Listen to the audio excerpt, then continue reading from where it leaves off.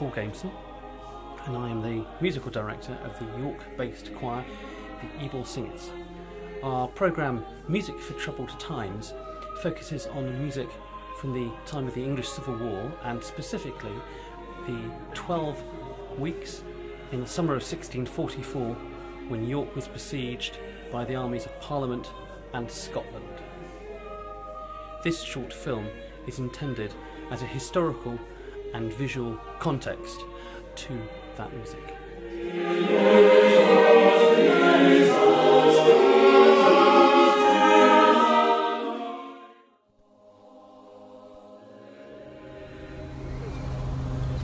Here we are in Museum Gardens, a quiet spot in the middle of the city. These are the remains of St Mary's Abbey, which was dissolved under Henry VIII during the 16th century. And beyond that we can see King's Manor. It used to be part of the Abbey complex, but then became a residence for the King when he visited York, particularly during the 1630s and in 1642. Perhaps more importantly, over here we can see the outside of the city defences.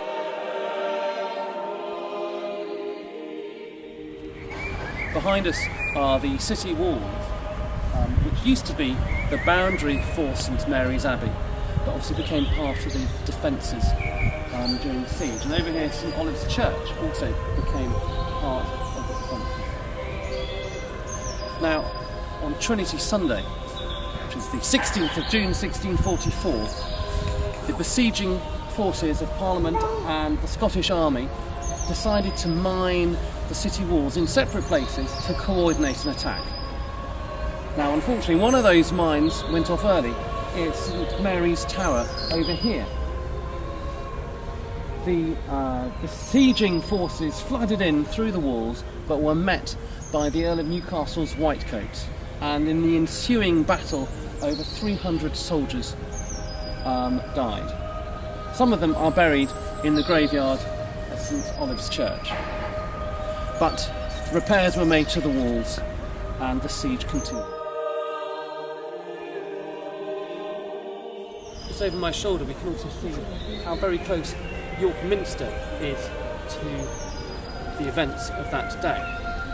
Now some say that the incursion was intentionally to abolish common prayer. The Scottish Presbyterians obviously were opposed to Charles I's style of worship.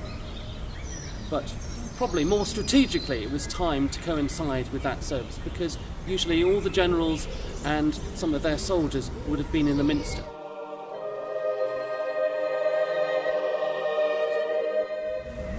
We also have an account of the service that was held in York Minster on that day of Trinity Sunday. It's from Thomas Mace's Music's Monument, and Thomas Mace's brother, Henry, was a singer in York Minster Choir. By this occasion, there were shut up within the city abundance of people of the best quality and rank, lords, knights, and gentlemen of the countries round about, besides the soldiers and citizens, who all, or most of them, came constantly every Sunday to hear public prayers and sermon in that spacious church. And indeed their number was so exceeding great that the church was, as I may say, even cramming or squeezed full. Now here you must take notice that they had then a custom in that church, which I hear not of in any other cathedral, which was that always before the sermon the whole congregation sang a psalm, together with the choir and the organ. And you must also know that there was then a most excellent, large, plump, lusty, full speaking organ, which cost, as I'm credibly informed, £1,000. This organ, I say, when the psalm was set before the sermon, being let out into all its fullness of stops, together with the choir, began the psalm. But when that vast concording unity of the whole congregational chorus came thundering in, even so, it made the very ground shake under us. Now, because that at that time the desperateness and dismayedness of their danger could not but draw them into the psalms, in regard the enemy was so very near and fierce upon them, especially on that side, the city, where the church stood. who had planted their guns so mischievously against the church, and with which constantly in prayer's time they would not fail to make their hellish disturbance by shooting against and battering the church, insomuch that sometimes a cannonball had come in at the windows and bounced about from pillar to pillar, even like some furious fiend or evil spirit, backwards and forwards, all manner of sideways, as it happened to meet with square or round opposition amongst the pillars. And here there is one thing most eminently remarkable, and well worth noting, which was, that in the whole time of the siege, there was not any one person that I could hear of who received the least harm by any of the devilish cannon shot. And I very believe that there were constantly many more than 1,000 persons at that service every Sunday during the whole time of that siege.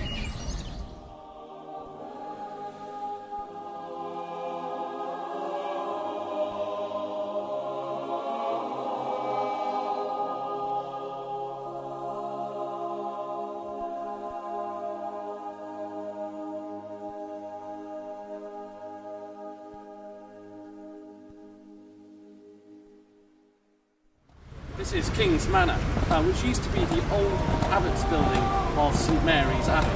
And here we can see the original crest of Charles I. When he came to York, he stayed here during the 1630s and in 1642.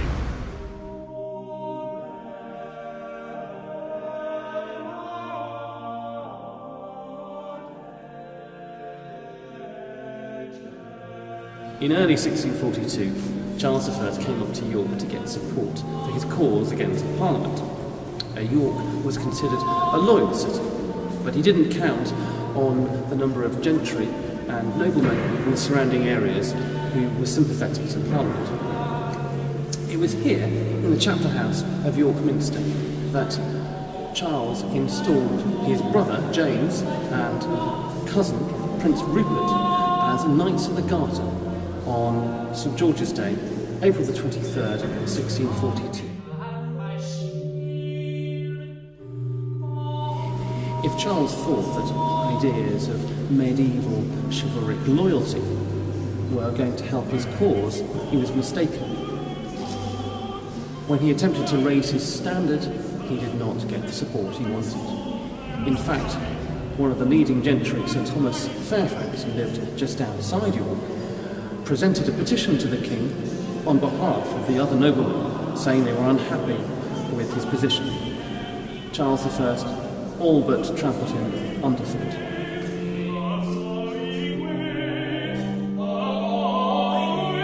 We're not sure if any of Charles I's musicians travelled with him from London, their pay being very much in arrears. So the music we've chosen that might have been contemporary with this event is by John Hutchinson, a musician associated with York Minster, who was writing very much in the style prevalent at the time. The words and the text are very dominant. There's a few instances of imitation and a lot of use of sort of madrigalian interpretation of the words.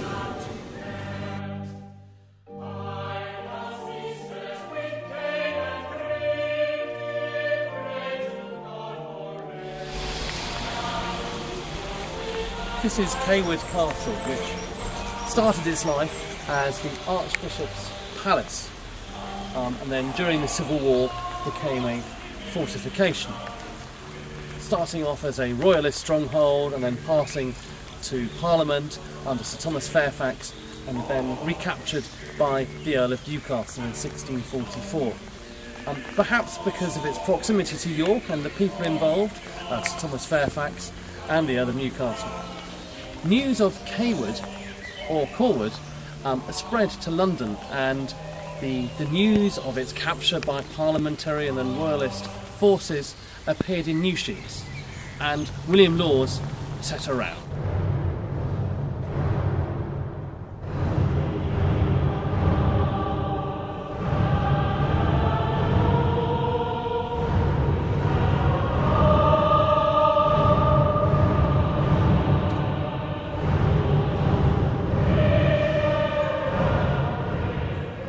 This is Marston Moor, where the royalist hopes in the north of the country were dashed on 2nd July 1644. Before us is where the Royalist army of Prince Rupert and the Earl of Newcastle were encamped.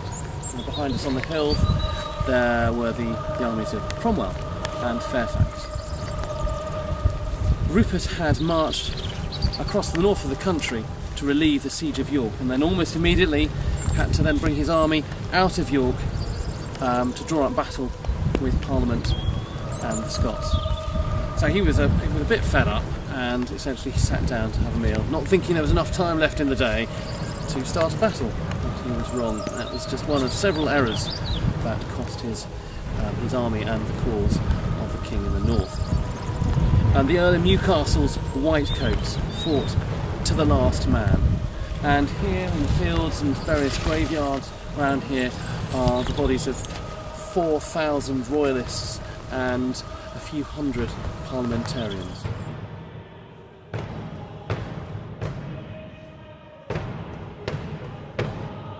And from this point, the cause of the king in the north was lost, and the balance of power was gradually swinging in favour of Parliament.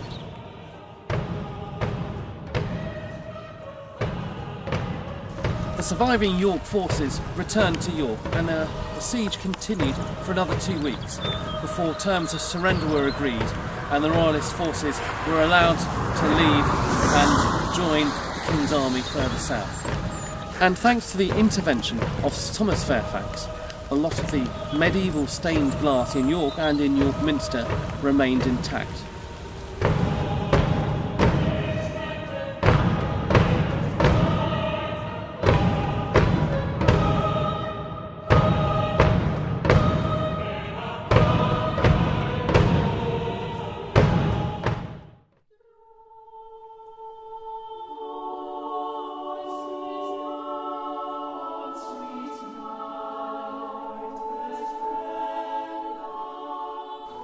After his involvement in Marston Moor and the success of Parliament's victory over Royalist forces in the north of England, Sir Thomas Fairfax was appointed General of Parliament's new model army, and he was responsible for those victories that ended the Civil War.